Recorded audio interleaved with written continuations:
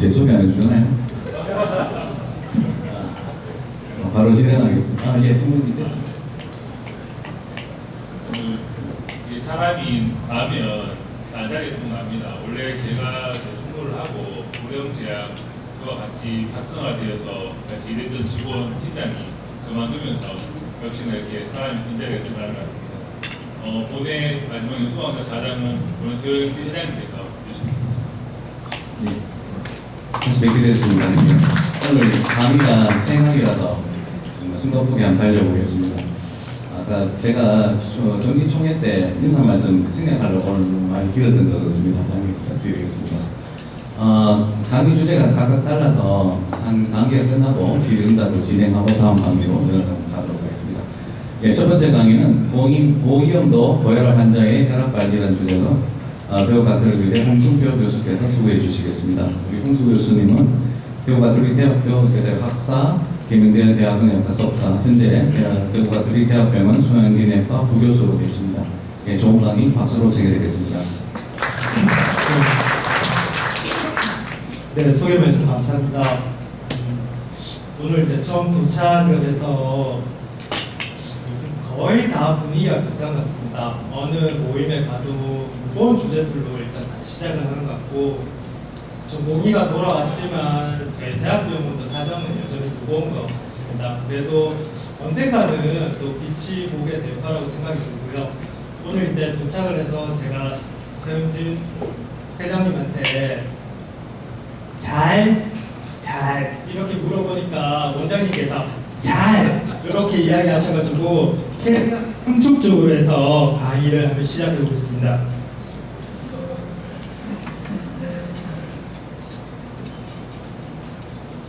네, 오늘 제가 이야기 드릴 내용이고요. 고혈압의 유병률은 11,300만. 그래도 이제 이거 때문에 제가 보니까 저희 나라 인구가 2024년 기준으로 5,715만 정도 되더라고요. 그래서 한 3분의 1 정도가 고혈압을 앓고 있지만 항상 이야기되고 있는 겁니다. 실제로 조절률 자체는 반 정도밖에 안 된다. 그리고 특히나 우리가 140에 90m로 적극적으로 조절해야 하는 부분들도 잘 조절되지 않고 있다.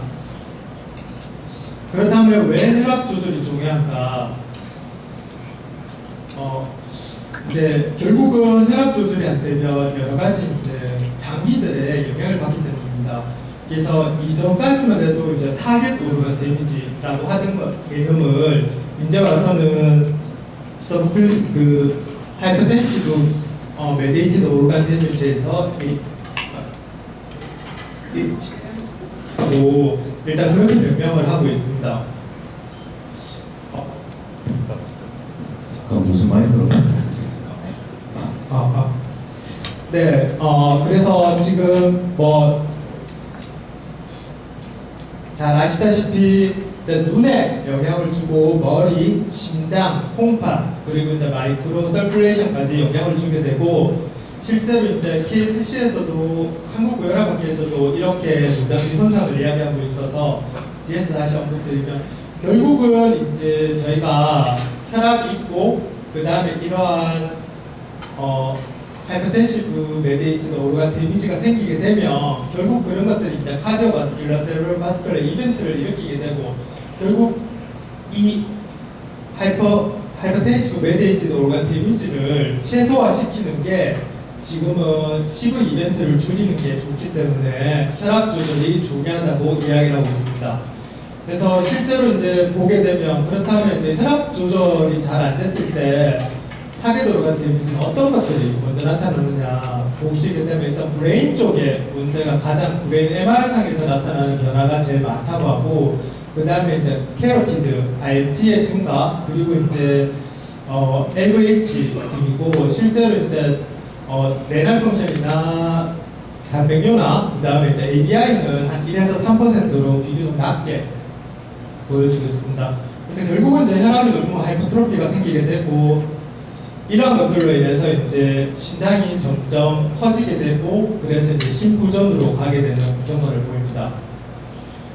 스플린트 스타디라고 해서, 사실상 이제 스플린트 스타디가 나오기 전까지만 해도 여러 원장님께서 선배님께서 아시겠지만 혈압이 그냥 140에 90이었습니다. 그리고 왜 그렇게 나오냐면 이전까지만 해도 인텐시브 케어를 해서 하는 그룹들이 결과가 다 네거티브 리절트가 나왔습니다. 그랬었는데 이 스프린트 스터디를 딱 했는데 NEJM에 이제 5,000명 상대를 딱 해서 나눠서 했더니만 인텐시브하게, 즉 우리가 공식적으로 말하는 140에 90보다 120에 80m를 넓혔을 때 훨씬 좋은 결과를 보였더라. 우리가 알고 있는 이 공식적인 사항에 따르면 데이피라니면이 있으니까 혈압을 너무 떨주면 오히려 사망률이 높지 않나 라고 생각을 했었는데, 지금은 결합을 일단은 고위험군일수록 조금 더 낮게 유지를 하는 게 좋다는 게 현재 트렌드가 되겠습니다. 결국 이제 이런 것을 통해서 이제 타겟으로 하이퍼트로피도 인텐시브 케어 그룹에서 좀 더 좋은 결과를 보여주게 되고요. 그래서 아마 가장 많이 들으실 겁니다. 지금 2022년도에 한국에서 고혈압 가이드라인이 나왔고, 2023년에 미국에서 가이드라인이 나왔고, 그 다음에 2024년에 이제 유럽 작년에 나왔습니다. 나오면서 계속 논란이 되는 게 이거거든요. 혈압을 130에 80으로 할 거냐, 130에 90으로 할 거냐, 아니면 140에 90으로 할 거냐. 계속 이제 이걸로 논쟁이 있었는데, 결국은 이제는 하이퍼텐션 기준은 140에 90으로 하더라도 타겟골은 130에 80으로 하는 게 좋겠다라는 게 지금 현재의 트렌드입니다. 그래서 지금 이렇게 혈압이 올라가게 되면 각 그룹들로 120에 70, 140에 90 이렇게 해서 나눠지게 되고, 이전에 넌 엘리베이트 BP도 이전에 다이스톨 BP가 120에 80이었는데, 원래 이제 저희가 알기로는 다이스톨 BP가 이제 60 이하면 그래도 JP나버린에 의해서 모탈리티를 증가시키지 않을까라고 했지만, 이것도 기준이 70으로 조금 더 내려갔습니다. 그래서 지금 콜레스테롤도 그렇고 BP도 그렇고 일단은 강하게 써서 많이 낮추자는 게 지금의 트렌드입니다.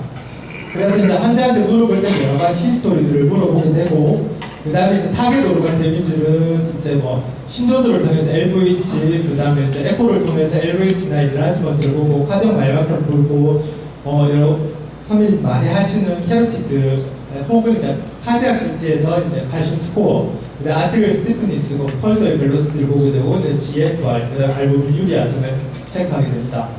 그래서 이제 ESC 가이드라인도 이렇게 체크를 하라고 이야기를 하고 있습니다. 그러면 이 ESC 가이드라인과 작년에 나온 그 AHA 가이드라인도 거의 균등합니다. 저희 나라도 그렇고, 일단은 타겟 오르간 데미지를 볼 수 있는 이러한 심전도 에코, 그 다음에 소변 검사, 그리고 이제 펄셀 벨로시티, 캐로티드 IMT 이런 것들을 하는 게 도움이 되겠다라고 이야기를 하고 있습니다. 근데 이제 요거는 조금 다릅니다. 저희도 이제 혈압을 검사를 계속 하는데, 심평원에서 이제 고혈압 적정성 평가 기준은 저희 조금 다릅니다. 그래서 가능하면 혈액 검사는 1년에 한 번, 그 다음에 소변 검사가 상당히 좀 중요합니다. 그래서 알부민 유리하겠는지, 그리고 심전도도 연 1회 정도. 혹시라도 이제 검사를 하시게 되면 혈액 검사만 하시지 마시고 소변 검사, 심전도도 같이 하는 게, 결국은 이제 심장을 적정성 평가하는 게 본인 그 병원에 좀 더 영향이 있어가지고요. 일단 그렇게 하시면 되겠습니다. 그래서 지금 보시게 되면 이제 기본 검사와 위험 인자를 따지게 되는데, 혈압을 어떻게 조절해야 되느냐. 결국은 위험 요소가 많은, 결국 이제 당뇨가 있거나, 그 다음에 동맥경화 위험 인자가 3개 이상 있거나, 혹은 타겟 오르간 데미지가 있거나, 아니면 그런 거 없더라도 처음부터 BP가 160에 100 이상이라면 바로 약을 쓰라고 하고 있습니다. 그래서 그렇다면 그런 위험 인자들은 어떻겠는가? 저희 학교 때 이거 외우기 정말 싫었잖아요. 아테로스클로로시스의 팩트 하면서 연령은 40에서 50, 45세에서 55세, 그리고 이제 가족력은 55세에서 65세. 그러니까 쉽게 말해서 이제 이게 왜 중요해지냐면, 이게 저희가 뭐 예를 들어 수술하기 전에 심혈관계 스크리닝 검사를 하기 전에 55세 이전에 가족력이 있으면 아무래도 하게 되고 없으면 안 하게 되는 그런 영향이 있습니다. 그리고 이제 무장기 손상을 위해서 앞에 봤던 여러 가지 ECG나 그런 검사를 하게 됩니다. 그렇다면 지금 인텐시브하고 BP를 떨주는 게 최근에 가이드라인에 어떻게 반영되느냐? 기존에 일단은 계속 이야기되어 왔던 것과 달리 지금은 일단 고위험군, 사실상 지금은 거의 대부분이 고위험군, 에이지가 45에서 55세 이상이기 때문에 130에 80을 거의 기준으로 하게 됩니다. 그래서 합병증이 있는 고혈압 같은 경우에는 뭐 당뇨가 동반되어 있다든지 아니면 CKD가 있다든지 아니면 이제 CV 히스토리가 있다든지 이런 여러 가지가 있으면 한 개라도 있으면 일단 130에 80으로 기준을 하고 140에 90으로 그렇게 없다면 140으로 90으로 조절하는데 비만이라든지 스모킹이라든지 이런 다른 위험 인자가 있다면 가능하면 130에 80으로 조절을 하는 게 좋겠다. 이 130에 80을 타겟으로 하고 있습니다.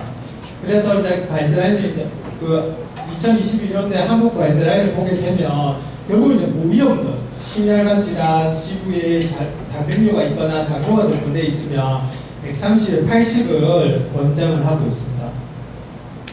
그래서 이제 결국은 이제 고위험도의 고혈압, 당뇨도 역시 이전까지만 해도 당뇨 환자들 같은 경우에 혈압을 좀 더 낮게 조절해야 된다고 이야기했고 역시 130에 80을 기준으로 하고 있습니다. 그렇다면 에이지에 따라서는 어떤가? 지금 과거에는 이제 저희 가이드라인을 보면 65세 이상 고령에서는 근데 지금 고령의 개념이 완전히 바뀌어서요. 사실상 저희도 지금 고령의 개념을 잡을 수가 없습니다. 이게 과거까지만 해도 65세 이상을 고령, 그 다음에 조금 지나서는 70세 이상을 고령, 그 다음에 조금 지나서는 75세 이상을 고령으로 하다가 80세까지 올랐다가 지금은 85세 이상을 약을 조절하는 보통 고령으로 이야기를 하고 있어서 사실 이 나이 때는 거의 고령으로 지금은 보기는 좀 힘든 나이긴 합니다. 그래서 대부분은 130, 80으로 조절되고 그나마 아이솔레이티드, 그러니까 시스톨 BP만 있거나 그래도 80세 이상 ESC 가이드라인은 85세 이상에서는 가능하면 BP는 150 이하로 떨주지 너무 엄격하게 떨주지 마라 라고 이야기하고 있습니다. 그래서 결국은 이제 내가 목표를 혈압이 있다면 가장 좋은 거는 타겟 BP는 130에 80인데 그렇다고 너무 떨주지 말고 조금 어려운 숫자를 줬습니다. 120에서 129, 달솔 BP는 70에서 79인데 지금 보시게 되면 시솔 BP는 클래스 1, 달솔 BP는 클래스 2입니다. B2입니다. 그래서 이게 의미하는 게 뭐냐?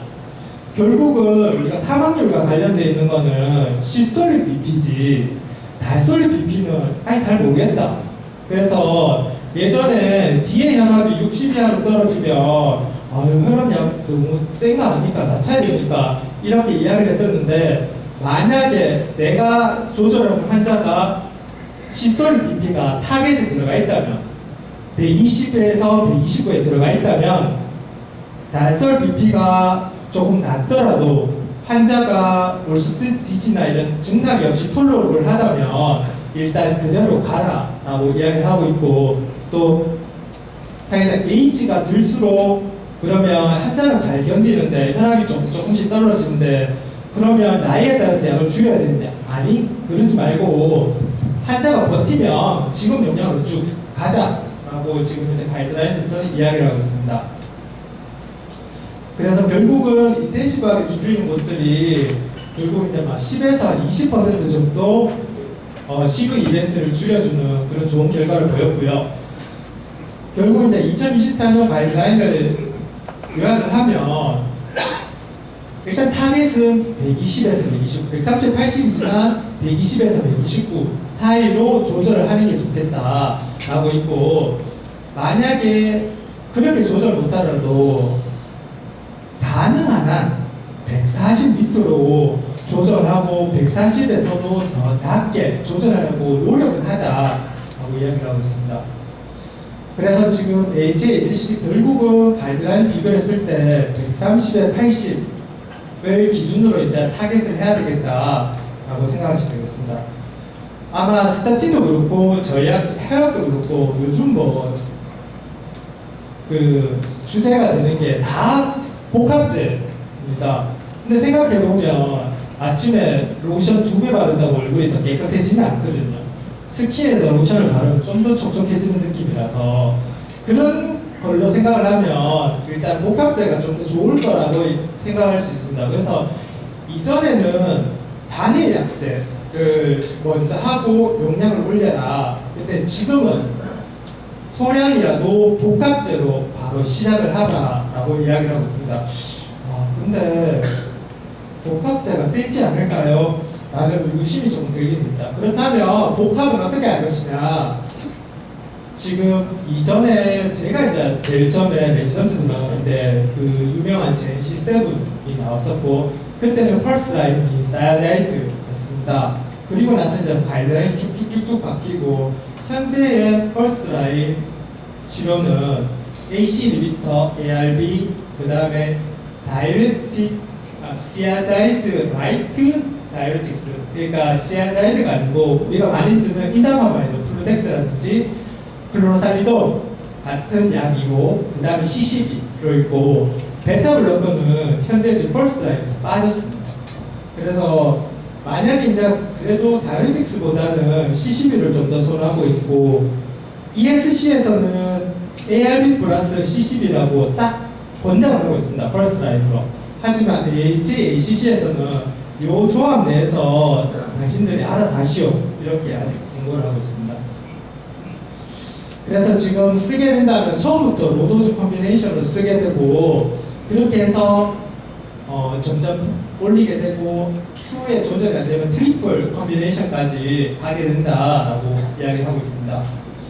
그렇다면 이제 이런 개념이 나오게 된 게 결국 이제 제일 많이 물어보시는 게 이제 혈압약을 먹으면 혈압이 얼마나 떨어지느냐.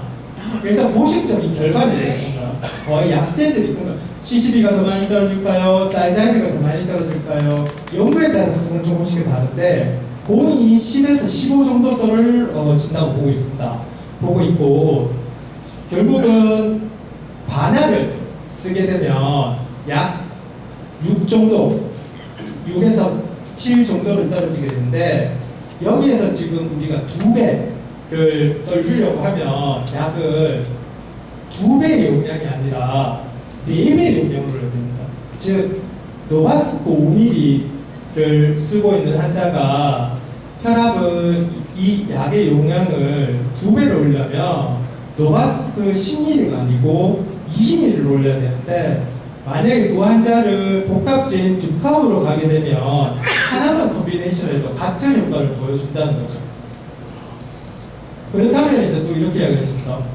근데 나는 혈압이 많이 안 떨어지고 싶은데, 다행스럽게도 우리의 몸은 항상성이 있어서 180대에는 혈압을 30 이상 덜 주지만 150대에서는 20밖에 덜 주지 않습니다.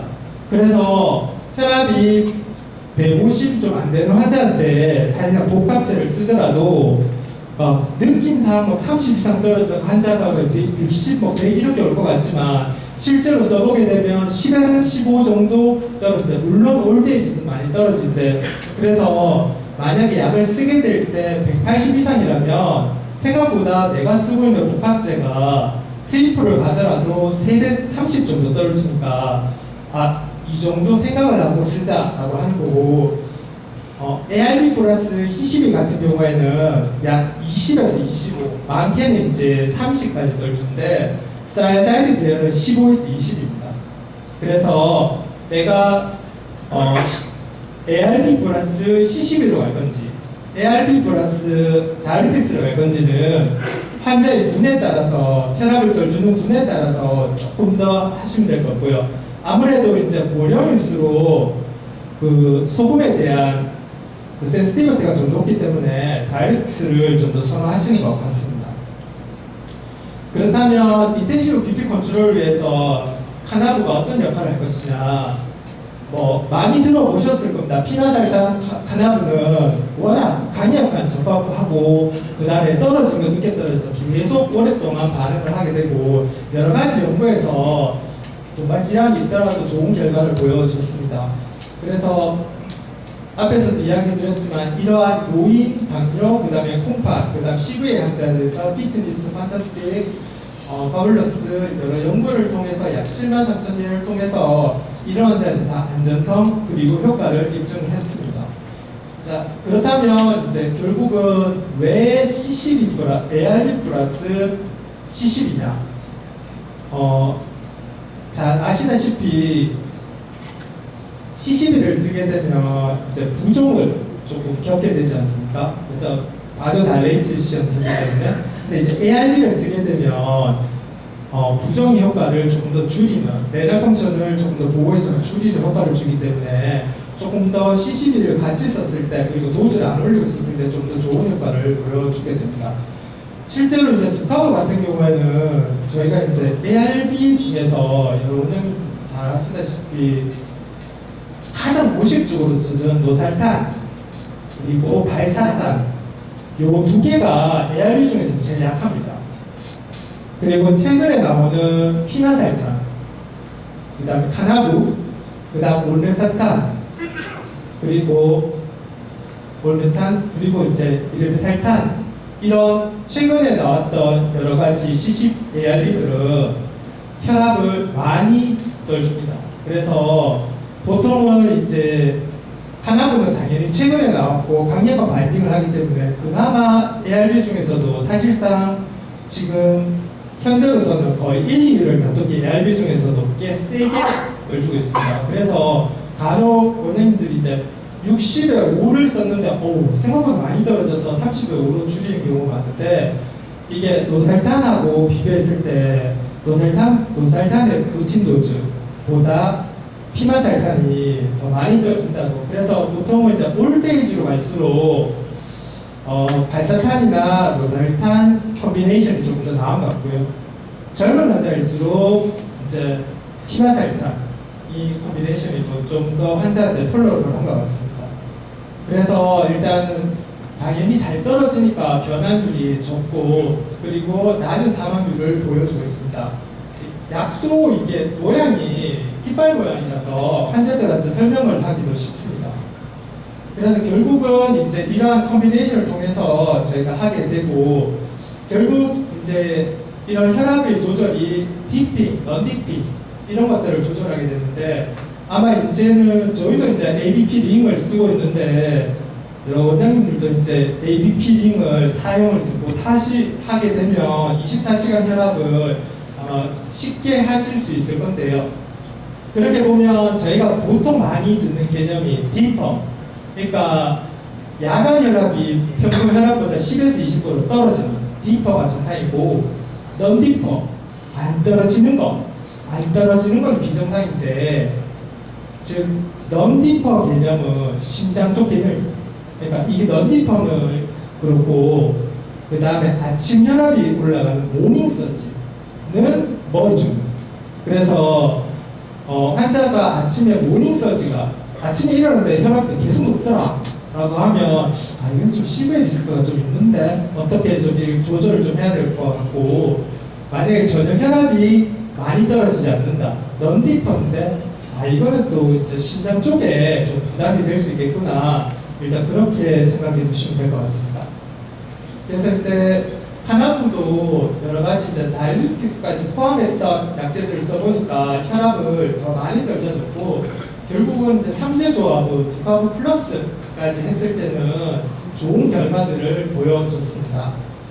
그래서 이제 결국은 이런 2024년 가이드라인을 결과를 보게 되면 요번 가이드라인에서 조금 바뀌었습니다. 아직 저희 나라 가이드라인을 반영이 안 됐는데 한번 좀 들어보시면 될 것 같습니다. 자, 120에 139 요분들은 엘리베이티드 BP분들은 만약에 약을 쓰고 싶으면 단일 약제 없어라.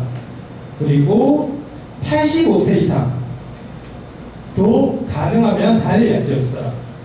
그리고 예상 수명이 3년 이내. 터미널 펜스 환자도 너무 욕심내지 말고 단일로 써서 하고, 기립성 저혈압이 자주 발생하는 환자들도 그렇게 해라 하고, 40세 미만에서는 혈압을 3년에 한 번, 그리고 40세 이상에서는 최소 1년에 한 번은 오피스 BP를 재개하라. 그리고 예전에 AP 심판세동일 때는 수동으로, 자동으로도 괜찮은데 에이트리얼 피브릴레이션 환자들 자동 무게로 재니까 혈압 엉망이더라. 가능하면 수동으로 매뉴얼로 재라라고 하고 있습니다. 그리고 예전과 달리 기립성 저혈압, 앉아서 있거나 일어서거나 누워있거나 일어서서 5분 동안 혈압이 떨어 10에서 20, 시스톨 BP 20, 다이스톨 BP 10 떨어지는 기립성 저혈압은 꼭 확인을 하자. 그리고 예전에는 세컨더리 하이퍼텐션 검사가 있었던 레닌 알도스테론은 생각보다 우리 많더라. 알도스테론이 많더라. 처음부터 확인을 하자라고 하고, 혈압을 낮추는 약물 치료가 잘 견딜 때는 85세가 넘어도 그냥 약 써라. 나이에 부담 갖지 말고 그대로 쓰면 된다라고 이야기하고, 최근에 이제 세컨더리 하이퍼텐션의 모스트 컨코즈로 저희가 이제 학교 때 배울 때는 신장 때문이었지만 요즘은 이제 폐쇄성 수면 무호흡이 가장 많거든요. 혈압이 잘 조절 안 되면 환자한테 밤에 잘 자세요. 보호자한테 코 많이 골지 않습니까? 한 번쯤은 물어보실 필요가 있을 것 같습니다.